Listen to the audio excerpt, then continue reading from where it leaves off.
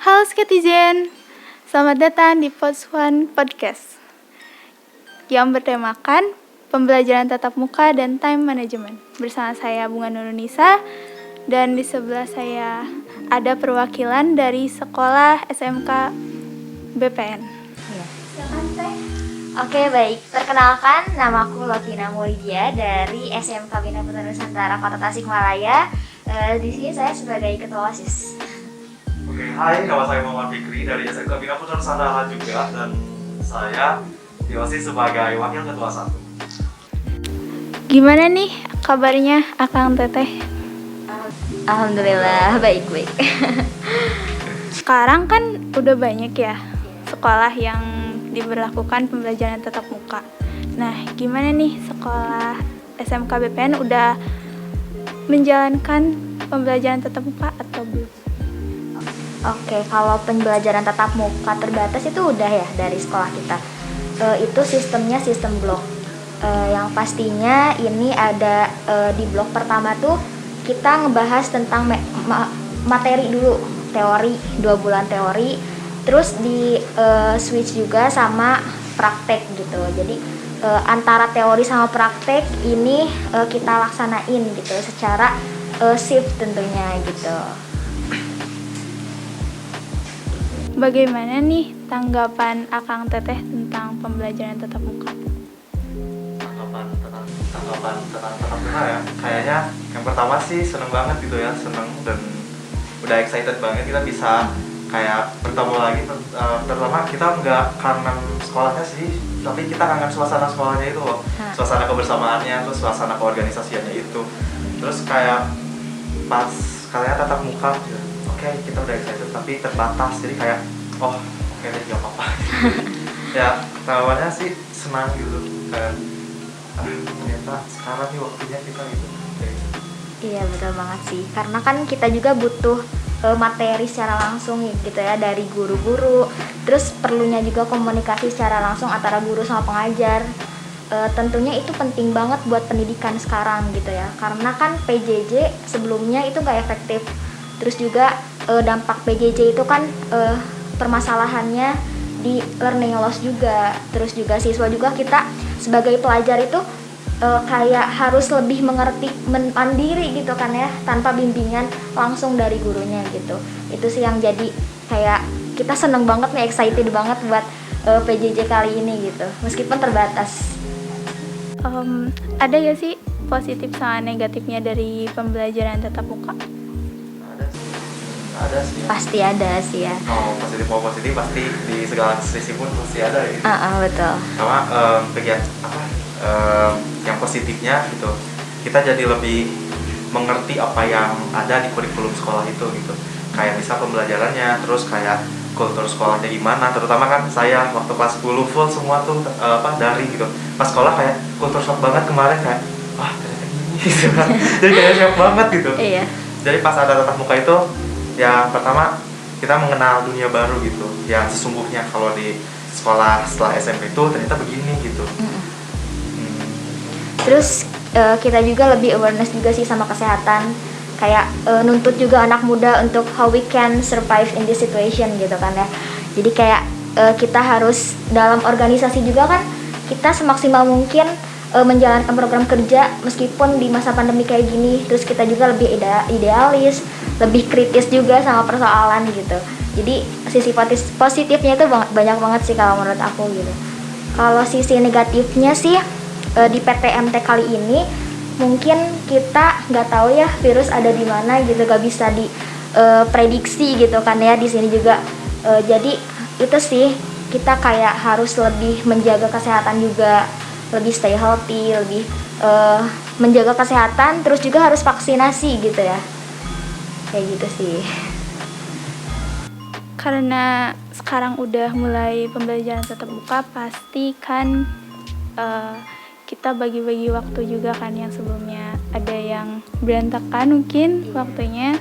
Nah, bagaimana cara Akang Teteh memanage waktu dengan baik di kondisi saat ini? Jadi topik dulu kali ya. Oke, untuk memanage waktu di masa pandemi kayak gini ya, kayaknya lebih sering di rumah aja, jadi bikin kita lebih banyak waktu untuk membereskan deadline-deadline yang memang terdekat. Terus saya juga kebetulan aktif di salah satu organisasi, jadi time management itu memang perlu ya. Kayak gitu sih, lebih mentingin atau lebih mendahulukan skala prioritas dulu. Kayak apa aja sih yang deadline apa aja yang terdekat, terus kayak kita harus kemana. Terus aku bikin jurnal sih, kayak bikin jurnal deadline yang memang apa aja yang harus aku lakuin di besok hari atau kapan gitu ya gitu. Terus aku juga terus yang pentingnya di time management, kita juga harus ngevaluasi apa aja yang udah kita lakuin gitu, biar terorganisir sama kelaksanain semuanya gitu, tercover. Kayak gitu sih kalau dari aku. Kalau dari aku sih buat manajemen waktu ya, jujur lihat sebenarnya kali gitu pas awal-awal sekolah tatap muka kayak wah, yang pertama kita harus ngapain aja gitu, apa yang harus dilakuin dan gimana tugas-tugas yang belum nih gitu. Nah, mungkin pas awal masuk emang udah semester baru, jadi kayak oke, kemarin daring gitu kan, sekarang udah terjadwal, ada susunan jadwalnya, jam segini sampai jam segini pelajaran apa, jam segini sampai jam segini harus ngapain gitu kan. Tapi ya itu dia, emang yang cukup berat tuh karena kita udah simulasi nganggur kali ya selama kita daring gitu. Jadi kayak yang dilakuin selama sebelum tatap muka tuh masih ada gitu. Kayak misal biasanya kan kita rebahan sama scroll TikTok gitu. Nah, hal itu jadi dibawa ke sekolah gitu kan, pas guru lagi nerangin kita scroll. Nah, itu mungkin jadi harus dihapuskan lagi gitu. Jika ada kegiatan itu kita harus merekrut orang gitu, supaya gimana waktu kita tuh seperti sedia kala sebelum ada COVID gitu. Nah, menurut saya jurnal yang tadi itu yang kata Teofit itu emang sangat penting gitu, harus di schedule kan kita mau ngapain aja nih di minggu ini. Terus disatuin ini sama kegiatan positif yang ada di daring gitu. Seperti saya waktu kemarin daring, saya bisa kayak belajar nih, gabut belajar kayak ngedit gitu kan, bikin video gitu. Dan sekarang setelah tatap muka jadi kayak udah kenal dunia sekolah, ternyata gini-gini kan bisa diaplikasikan. Tapi ya itu dia, kita harus mempunyai waktu di mana waktu itu udah ada porsi-porsinya gitu. Ya emang lumayan agak sulit di awal, tapi sekarang udah kayak oke, kita menormalkan kembali kegiatan yang dulu tetapi dengan pembungkusan yang berbeda kayak gitu. Mungkin ada gak sih tipsnya agar bisa memanage waktu dengan baik, biar teman-teman yang nonton ini juga bisa memanage waktu dengan baik? Oke. Kalau tips dari aku sih, yang pertama teman-teman harus ngejadwalin juga sih ya. Kayak yang tadi aku sebutin sama Fikri juga, kita harus ngejadwalin apa aja sih deadline atau kegiatan yang mau kita lakuin gitu. Soalnya kan di sini juga kita udah masuk PTM, udah mulai pembelajaran tatap muka. Jadi benar-benar harus disusun apa aja yang mau kita lakuin gitu. Terus setelah itu, setelah dibikin jurnal, kita juga diusahain buat ngeevaluasi setiap kegiatan yang memang sudah kita lakukan gitu. Tips-tipsnya sih kayak gitu ya, diusahain terjadwal biar kita juga belajar disiplin juga sih buat waktu gitu. Kalau tips dari aku kayak untuk mengatur jadwal yang emang pas tatap muka mungkin agak lebih padat kali ya. Kembali lagi pada diri kita, kalau kamu emang pemalas, udah kamu gak usah hidup aja gitu. Tapi kalau kamu gak pemalas, ya udah kamu harus terarah gitu. Kayak mau kamu waktunya mau kamu punya waktu panjang, cuma di waktu-waktu itu kamu masih acak-acakan. Nah, mulai dari sekarang kamu tulis apa yang memang penting dan apa yang memang kurang penting. Tapi biasanya kayak hal negatif itu yang kurang penting tuh teman-teman, saya sendiri aja ngerasain tuh kayak penting-penting kan gitu kayak ini tuh sebenarnya nggak penting, cuma karena gara-gara kemarin nyaman kali ya gitu, jadi ini pentingin aja deh. Nah, mungkin yang kayak gitunya dikurang-kurangin, bahkan kalau bisa dihapus aja gitu. Sekarang mah fokus aja, kalau misal pembelajaran, setelah pembelajaran tuh kayak baru kembali ke semula, kita ada istirahat di rumah dari jam 4 sampai nanti jam 6 pagi gitu, baru dilakuin lagi seperti dulu gitu. Nah, buat yang masalah negatifnya gitu udah hapus aja. Kalau kamu memang hidup kamu terarah gitu, kayak kalau hidup kalau emang pengen terjadwal kembali, oke, malasnya itu hapus aja gitu. Emang malas, saya sibuk nih, sibuk ngapain, lagi males-malesan. Sibuk ngapa-ngapain. Gitu, nggak ngapa-ngapain tapi kok sibuk gitu. Itu mah sesibukan itu nggak ada apa hal nyatanya gitu, nggak. Kalau apa ya, kalau dalam akunting mungkin itu teh kayak pemasukan tetap gitu. Nah kalau malas-malasan itu bukan masukan tetap, itu mah cuma nyambi kali ya. Kayak gitu. Terima kasih atas Teteh untuk Iya. seksinya. Ada gak sih harapan untuk pembelajaran tetap muka ke depannya? Jadi apa Teteh? Oke, mungkin dari aku harapannya sih semoga pembelajaran tatap mukanya lebih efektif lagi. Terus kita kan sebagai pelajar ya butuh pengajar yang memang produktif dan tetap ngajar kita dengan baik gitu ya. Semoga guru-guru dan pengajar yang lainnya juga lebih aktif gitu ya di kelas gitu, kayak ngajar-ngajar kita. Soalnya kan 1 tahun kemarin kita online terus, sementara itu kan kita dituntut untuk belajar mandiri gitu ya Kak.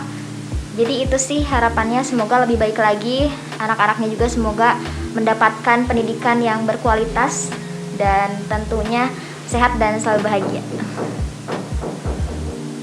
Dari saya mungkin harapan saya untuk PTM ini, semoga yang pertama, semoga pandemi ini cepat-cepat usai kali ya, udah kayak mumet banget gitu, pengen semua full kembali ke semula.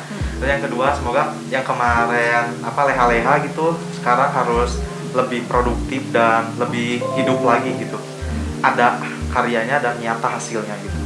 Terus yang terakhir mungkin harapan saya semoga dipulihkan kembali seperti semula, terus kayak kultur-kultur baru dari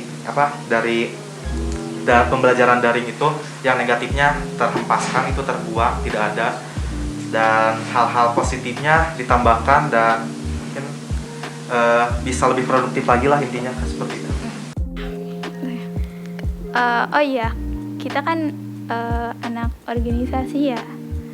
Nah, terus ada pandemi nih, pasti kena shock banget kan jadi seorang anak organisasi di tengah pandemi. Nah, bagaimana cara membangun semangat berorganisasi serta membangkitkan sinergitas organisasi di masa pandemi ini? Mungkin silakan Akang Teteh. Dari dulu mungkin.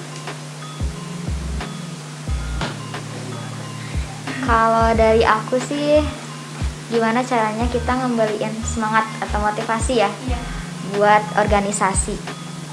Tentunya ini harus dimulai dulu dari diri sendiri ya, karena kalau kita lihat dulu dari orang lain tanpa kita tahu dan tanpa kita bisa mulai, itu susah banget. Kalau menurut aku caranya yang pertama kita tetap kembangin diri aja, apa yang ada di skill kamu di mana, terus kayak minat kamu di mana sih, kembangin terus itu. Kalau bisa perluas, itu sih cara aku buat ngembaliin motivasi aku di organisasi gitu. Untuk kegiatan-kegiatan yang organisasi yang sempat terhenti juga ya, karena pandemi kayak gini, semuanya dialihin ke online, otomatis kita juga harus tetap cari ide-ide baru nih, yang kayak apa sih program kerja yang memang bisa nih kita kemas dalam online gitu. Nah, kita sebisa mungkin bikin salah satu program atau apa gitu ya, yang bikin anggota-anggota yang lain itu semangat buat memperbarui program kerja dan sebagainya gitu. Kalau dari aku sih kayak gitu. Kalau dari saya, yang pertama emang tadi kata Oki, cari jati diri terlebih dahulu gitu. Kita pasnya di mana gitu. Terus yang kedua, untuk membangun semangat berorganisasi kembali, yang tentunya kita harus menemukan wadah yang tepat untuk di mana kita memulai gitu. Nah, begitu. Dan selain itu juga kita wajib punya teman atau rekan yang memang senasib sama kita gitu. Kayak saya nih pengen gini, cuma itu dia terkendala hal ini, jadi kita nggak bisa gitu. Nah kita harus punya teman yang minimalnya hanya 1 atau 2 orang yang seperti itu. Jadi semangat kita bakalan bangkit ketika ada support dari beberapa orang gitu. Mungkin cuma support semangat doang, halah Google juga bisa ya kan. Misal seperti kayak hari ini pasang peringat di kalender, misal saya mau lomba nih, nanti Google bilang semangat lombanya gitu kan bisa gitu. Tapi yang benar-benar menyemangati dari hati itu ya orang yang harus merasa senasib bersama kita gitu. Jadi kayak oke, teman-teman di rumah tuh bisa kayak cari nih teman kayak bertukar cerita dulu. Nah nanti ketika sudah sepemikirannya kayak gitu, yuk bangun, kamu bangun. Tidak boleh mengeluh seperti itu lagi. Ayo cepat kerja gitu kan. Kemarin jadi pengangguran, sekarang harus kerja gitu. Iya, Ya sama, motivasinya sih gitu. Cuma ingat, kamu mau kayak kemarin lagi gitu, kayak nganggur terus. Iya. Gitu kan, nggak mungkin gitu kan. Kita tuh harus berjalan gitu. Sedangkan era sekarang itu yang memang era milenial yang disiapkan untuk generasi emas ya. Yang kayak itu ya kita harus banyak berkreativitasnya gitu. Jadi semangatnya tuh dari diri kita, terus mencari orang yang senasib sama kita, terus bangkit, melangkah dan berjuang untuk membangun hal apa yang kamu inginkan dan yang selama ini kamu itu tidak bisa gitu meraihnya. Dan teman-teman di rumah bisa mengikuti berbagai eskul dengan minatnya tersendiri, jangan kayak terpaksa ada aku mah kapaksa si itu ge ngiluan ya aku ge ikutan aja gitu. Nah jangan gitu, kamu teh terido yang gitu teh. Jadi awal kita terasa kamu terido, jadi kamu juga jangan gitu. Kalau kamu nggak mau ya udah nggak mau, jangan gengsi gitu, ngapain harus terus kita ikutan. Kita sendiri aja nggak mau gitu, gak suka ya kan. Gimana kalau tiba-tiba alergi gara-gara nggak suka, kan nanti yang kena imbas ya pak kita juga, yang down kita juga gitu. Jadi ya yang pertama cari tempat yang tepat dan nyaman, dan yang kedua cari orang yang benar-benar senasib sama kita, tapi jangan adu nasib juga ya. Gitu. Jangan dua-duanya malah jadi keluar kayak juga. kayak misal kayak apa tuh sih gitu, tahu nggak sih aku teh ini teh lagi sakit hati gitu sama eskol itu dikacangin. Iya saya juga sama, udah kita keluar. Jangan gitu, Jangan tapi kayak gitu. tebas kayak misal siapa sih yang ngacanginnya, sini gitu lawan. Lu masih kamu tuh masih butuh peserta nggak sih di eskul itu? Kalau enggak ya udah bubar aja gitu kan. Ngapain harus berkubu-kubu, bersirkel-sirkel di dalam organisasi gitu kan. Ya nggak gitu, organisasi berjalan dan membangun organisasi itu kita harus mempunyai kekuatan bersama. Kan misal kalau punya 2 circle dalam organisasi atau kata jinjat sabelah kieu kumaha gitu kan. Kita kelihatan postur tubuh gini aja kan gak mau gitu, insecure, apalagi organisasi yang bisa dilihat oleh seluruh peserta di sekolah dan bisa keluar sekolah juga, masa sih mau gitu ya kan. Jadi yuk semangat kembali berorganisasi dan temukan jati diri kamu yang sebenarnya. Dan jika memang tidak suka tinggalkan. Ketika tidak suka terus ya nggak bakalan benar gitu. Terus juga tambahan ya, kamu harus keluar dari zona nyaman kamu. Jadi jangan sampai kamu terus-terusan stuck di situ gitu. Harus nemuin hal baru juga. Yang tadi saya sebutkan bahwa kalau misalkan kita punya minat atau bakat di salah satu eskul, kamu kembangin dan kamu perluas gitu. Kamu amalin juga hal itu gitu.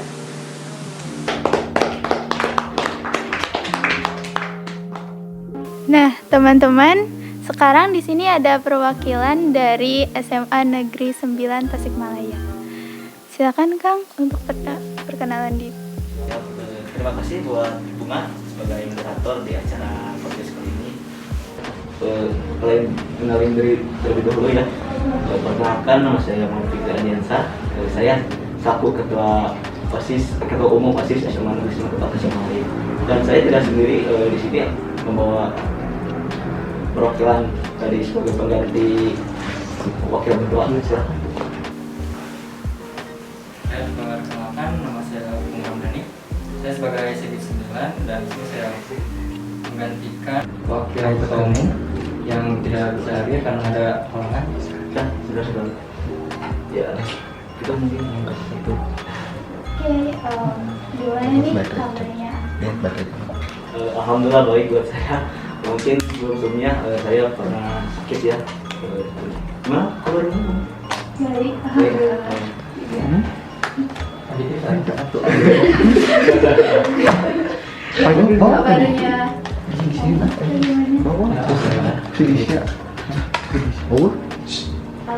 sekarang kan udah banyak yang mengadakan pembelajaran tatap muka. Nah, gimana nih di SMA 9 apa udah pembelajaran tatap muka atau masih dalam? Buat SMA 9, alhamdulillah ya, pembelajaran tatap muka sudah dimulai dari bulan kemarin, jadi tepatnya di tanggal 30 Agustus ya. Ya meskipun tatap muka, tapi masih banyak aturan-aturan yang harus diberlaku ya, seperti siswa tidak bisa semuanya masuk, cuma dibatasi cuma 50%, dan sesinya juga dibagi-bagi, jadi setiap minggunya beda kelas gitu. Normal Ya, ya. belum normal kembali. Bagaimana tanggapan Ang tentang pembelajaran tatap muka? Tentang pembelajaran tatap muka ini, menurut saya pemerintah mengambil keputusan yang sangat baik dan bijak ya, karena keputusan ini tidak bisa dilakukan dengan hal sepele, pasti harus memerlukan dan memikirkan risiko yang dibangun. Tapi pemerintah memberikan keputusan yang sangat bijak, karena di mana sekolah PTM dibuka dan guru serta siswa sudah divaksinasikan. Jadi alangkah baiknya lebih baik itu lebih aman ya. Tambahan dari saya, untuk pembelajaran tatap muka kan biasanya suka ada dampak positif sama negatif ya. Ya.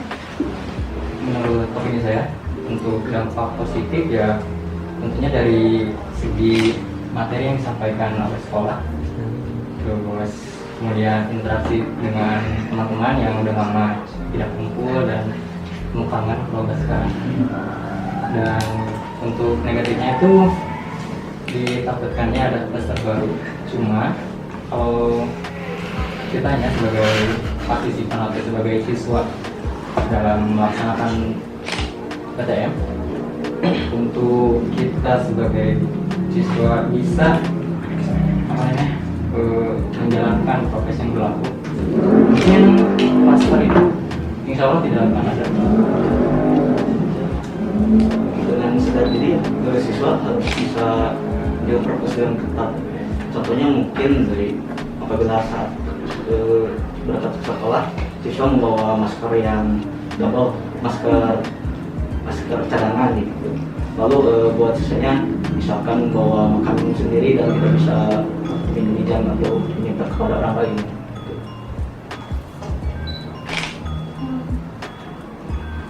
Karena sebelumnya kan kita daring ya, Ya. belajar dari rumah. Nah pasti tuh waktu yang biasanya kita produktif jadi ada agak sedikit hancur. Iya betul. Nah bagaimana cara Akang memanage waktu dengan baik di situasi saat ini? Bagi saya sih sebenarnya kan untuk masa pandemi ini kan kita harus bisa beradaptasi dengan keadaan. Dan untuk pertanyaan tadi yang untuk memanage waktu antara organisasi dan PTM, opini saya ya sebaiknya kita memilih mana yang benar-benar kita prioritaskan, apakah itu PTM, apakah itu organisasi. Kalau misalnya kedua-duanya, menurut saya ya kita harus bisa seandainya dua-duanya prioritas, mana yang benar-benar menjadi prioritas kita. Kalau menurut saya sama apa ya, menurut saya sih lebih berprioritas terhadap PTM ya daripada organisasi, tapi organisasi tetap harus bisa berjalan dengan keadaan yang berlaku menurut opini saya. Justru sebelum-sebelumnya daring itu organisasi itu melatih kita ya untuk membiasakan kebiasaan baru dan menjadi lebih kreatif lagi untuk mengolah acara di keadaan virtual ini. Dan daripada sebelumnya kita melaksanakan kegiatan sebelumnya secara langsung kan. So, sekarang kita harus berpikir lebih keras dan lebih kreatif untuk mengadakan kegiatan di daring.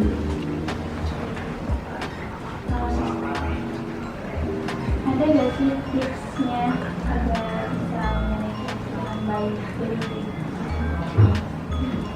Ya, dari saya mungkin saya sendiri ya pengalaman memanage waktu, saya lebih memikirkan hal yang lebih penting duluan. Misalkan tugasnya ada tugas yang di deadline-nya sebentar lagi, ya saya penting untuk mengerjakan tugas terlebih dahulu sebelum ada kegiatan yang akan dilaksanakan di kegiatan itu nanti ada gantinya bisa diwakilkan. Saya kan sebagai ketua, jadi saya bisa menyuruh anggota untuk mewakilkannya sementara dulu. Oh, dari saya yang paling penting itu jeda. Jadi kita boleh manage waktu, kita boleh memprioritaskan apa yang benar-benar menjadi prioritas kita. Cuma ada sedikit waktu untuk kita menenangkan diri. Soalnya kan saat kita memilih yang mana prioritas atau apa yang kita kerjakan nantinya akan ada titik jenuh atau bosan. Jadi untuk memanage waktu masih bisa digunakan jeda dulu, kemudian bisa dilanjutkan kembali. Terima kasih untuk tipsnya. Ya. Harapan Akang untuk pembelajaran tetap muka ke depannya itu seperti apa? Mungkin dari saya harapan saya ke depannya tetap belajar ya, ke depannya tidak ada dari lagi. Saya yang saya takuti pada saat dari ini banyak sekali dampak negatifnya ya di sekolah hari ini. Misalkan banyak siswa yang dikerjakan kan, lalu ada siswa yang mentalnya jadi terganggu lah, kena akibat tidak fokus belajar, tapi melakukan kegiatan ini lebih negatif gitu. Jadi harapan saya bisa supaya ini tetap lanjutlah PTN ini, nggak ada daring lagi. Dan Bedanya mungkin? Dari saya sama kata Fikri, PTN bisa berlanjut. Bagaimana PTN bisa berlanjut ya, dan juga harus benar-benar sadar akan proses semua. Menurut saya sih dengan peraturan prokes juga kita insya Allah tidak akan ada kluster baru ya kalau misalnya kita disiplin dalam menjaga prokes.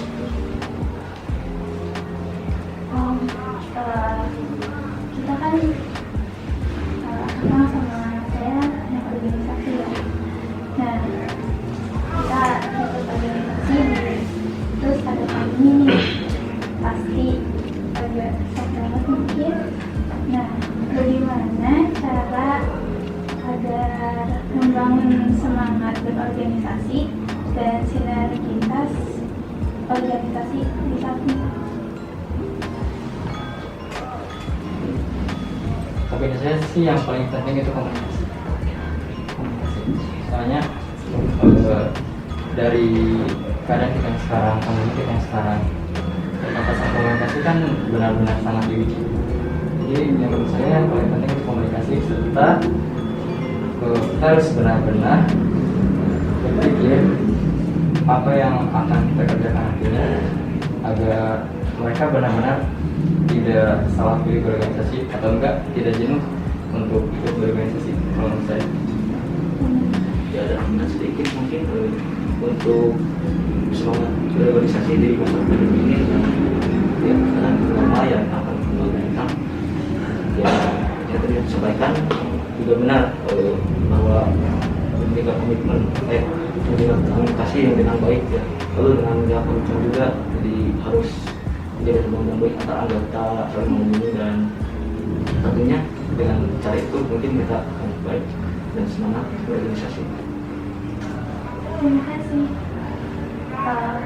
Terima kasih untuk kamu yang sudah menjawab pertanyaan dari saya. Mungkin dari saya untuk sekarang bahwa kita sebagai siswa harus bisa menjaga prokes ya, soalnya kita tidak ingin belajar ini menjadi daring lagi gitu, harus tetap buka lagi, soalnya dengan tetap buka ini kita lebih semangat untuk belajar dibandingkan dengan daring gitu. Kemudian kerjaan proses biasanya.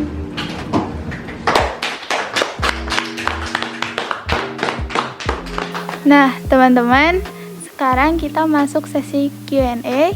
Beberapa pertanyaan yang terpilih dari teman-teman semua akan dijawab oleh narasumber kita. Untuk pertanyaan yang pertama, yaitu dari akun Instagram Agrarap. Pertanyaannya, ada tutor gak sih cara adaptasi kebiasaan baru di organisasi? Soalnya kemarin kayak kultur shock banget. Silahkan untuk dijawab oleh perwakilan dari SMK Negeri 1 Tasikmalaya.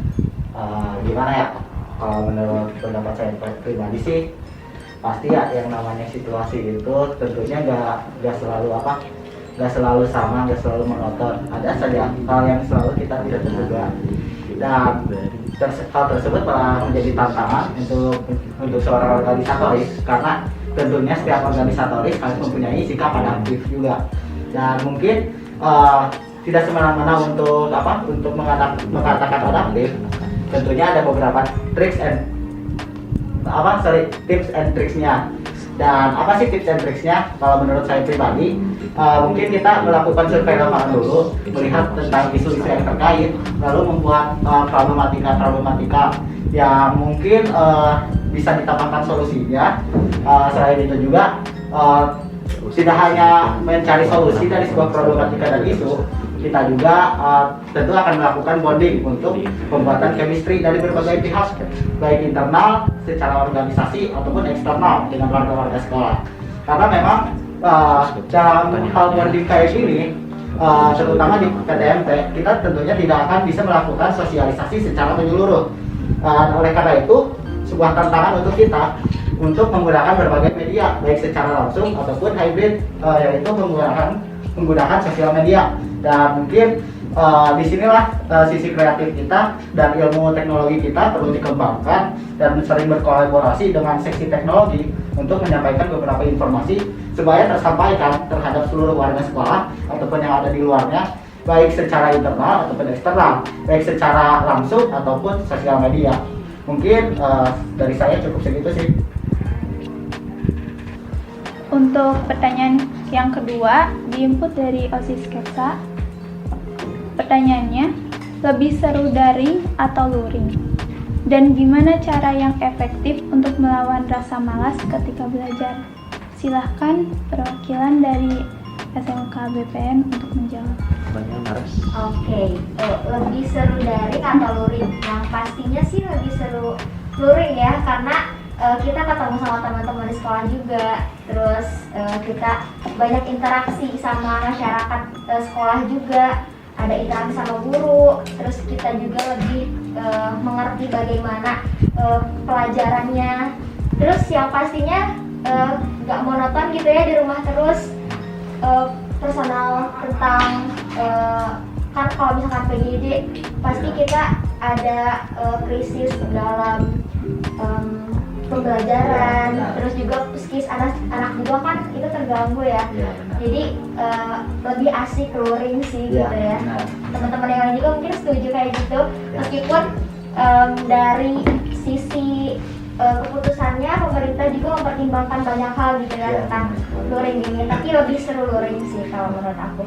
Gimana cara ngelawan rasa malas? Kamu harus keluar dari zona nyaman kamu gitu ya, bener nggak? Benar banget. Karena keluar dari zona nyaman itu paling susah, tapi itu yang paling harus dilakuin gitu. Jangan terus-terusan stuck di situ, kembangin bakat-bakat kamu gitu. Jangan malas-malasan, harus berani bangkit dan berani memulai gitu ya. Apalagi di masa pandemi kayak gini gitu. Kayak gitu sih Kak. Mungkin saya juga ingin menambahkan ya dari hal yang itu terus berkembang dan terus berproses, karena pada dasarnya jika benar yang tadi teknologi sampaikan bahwa kalau misalnya kita selalu nyaman berada di zona nyaman, maka mungkin perkembangan kita juga akan terhambat. Sedangkan dunia itu terus berputar, ya enggak? Dan jika kita terus saja berdiam diri, tidak melakukan perubahan, maka kita akan tertinggal dari yang lain. Benar gak sih? Mungkin gitu dari aku. Untuk pertanyaan yang ketiga, diinput dari OSIS Sketsa. Pertanyaannya, PTM kan telah dimulai. Nah, apa sih yang udah OSIS siapkan untuk proker ke depannya?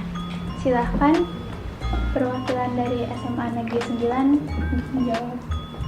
oke, sekarang ya saya sudah dimulai, berarti mungkin dari musiman saja mungkin ada kegiatan-kegiatan yang akan dipersiapkan untuk dilaksanakan secara langsung, yang pastinya mungkin nanti kegiatan itu pun tidak akan dilaksanakan dengan jabatan saya, pasti dengan jabatan yang lain gitu, dengan pemimpin yang lain yang gitu. Lalu untuk contoh kegiatannya mungkin yang akan sebentar lagi akan dilaksanakan seperti Sumpah Pemuda ya. Tadi di hari itu, di hari perayaan itu Sumpah Pemuda, insya Allah kita dari OSIS SMA 9 akan melaksanakan kegiatan-kegiatan yang menarik, maupun secara langsung ataupun nanti misalkan tidak diizinkan secara virtual dilaksanakan. Mungkin kita juga tentunya pasti mempunyai perbedaan ya dalam program di setiap sekolah. Mungkin kali ini ada sesi olah rumah masing-masing mungkin ya. Kalau di saya sendiri sih, saya akan menerapkan ilmu yang telah saya dapatkan di saat daring ini, di saat proker daring, lalu diimplementasikan dan kolaborasikan dalam proker hybrid. Seperti misalnya nanti ada perlombaan bulan bahasa yang akan dilaksanakan oleh kita sebentar lagi. Dan mungkin untuk penampilan dari para partisipan, para pengikut lomba, tentunya akan masuk on stage, namun penontonnya ada yang nonton secara luring dan ada yang nonton secara daring. Dan mungkin untuk yang daring bisa nonton di YouTube lewat stream YouTube gitu. Mungkin kalau dari saya kayak gitu. Terus mungkin bakal ada pertanyaan kayak porak juga mungkin ya. Nah mungkin untuk porak juga sistemnya sama, kita akan melakukan hybrid. Satu ada penonton langsung, satu ada penonton lewat stream YouTube. Cuman akan menjadi sebuah tantangan bagi kami karena untuk porak tersendiri kan akan banyak pergerakan-pergerakan yang harus on frame gitu ya. Mungkin kita butuh tenaga tambahan di luar eksternal OSIS seperti menyewa IO ataupun apapun itu gitu. Dan itu juga jadi tantangan untuk kami untuk menggali dana sebanyak mungkin lewat sponsor. Mungkin gitu sih, mungkin ada tambahan lain dari tekniknya. Oke, kalau dari SMK BPN sendiri kita program terdekatnya sama ya, tadi kayak SMK 1 kita ada bulan bahasa di bulan Oktober, sama kita juga sedang pendidikan di LDKS gitu. Terus terkait dengan COVID ini, kita juga di SMK BPN merilis program yakni Satgas COVID Milenial, yang mana ini campuran dari anggota OSIS, anggota MPK, terus juga ada anggota dari PMR, sama perwakilan dari setiap kelasnya. Karena kan sekarang kita nggak tahu ya virus di mana aja gitu. Kita juga harus menerapkan protokol kesehatan, di mana nantinya pelantikannya nanti tanggal 7 dengan pembinaan dari kecamatan puskesmas terkait gitu ya. Karena ini juga merupakan inisiasi program dari Lokasep juga, dan mudah-mudahan gitu ya dengan adanya program ini kita juga bisa lebih stay safe dan healthy meskipun dalam kondisi pandemi kayak gini dan harus menjalankan PTM di sekolah. Wah, berarti keren ya inisiatifnya dari berbagai pihak. Iya, betul banget. Alhamdulillah. Pertanyaan selanjutnya, kesan mengikuti podcast ini. Silahkan dari SMK BPN dulu untuk menjawab pertanyaannya. Oke, baik. Kalau dari aku sih pesan-pesannya, ini salah satu program kerja yang keren banget ya.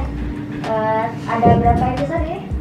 Ini episode terakhir 4. Oke, 4 episode dengan mungkin tema yang berbeda-beda mungkin ya, dengan sekolah yang berbeda-beda juga. Ini keren banget. Kalau bisa ini bukan yang terakhir gitu ya, tahun depan atau kepengurusan yang selanjutnya bisa lebih baik dan lebih keren dari ini. Terus juga pesannya benar-benar mengedukasi sekali. Terus kita juga, aku juga ini pengen sering-sering ngobrol kayak gini nih, jadi pengen lebih lama ngobrolnya gitu, karena seru banget. Semoga teman-teman panitia atau kepengurusan yang ada di sini juga lebih baik ke depannya, dan penonton atau pendengar podcast ini semoga lebih banyak gitu ya. Pokoknya harus tetap stay tune di OSIS MPK Sketsa gitu ya. Terima kasih Tel. Iya.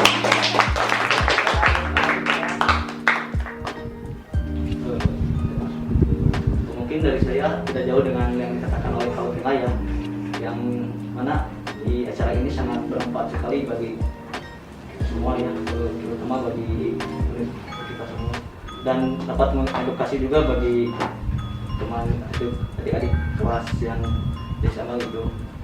Dan saya juga sangat mengapresiasi dan sangat bagus sekali untuk OSIS SMK 1 yang kreatif dan sangat bagus lah ya, dan kompak gitu dengan panitianya dan telah mempersiapkan dari awal sampai akhir di acara ini. Pokoknya good buat berikutnya. Semoga acara ini tidak putus ya, dan akan dilaksanakan dengan sukses secara berikutnya. Amin.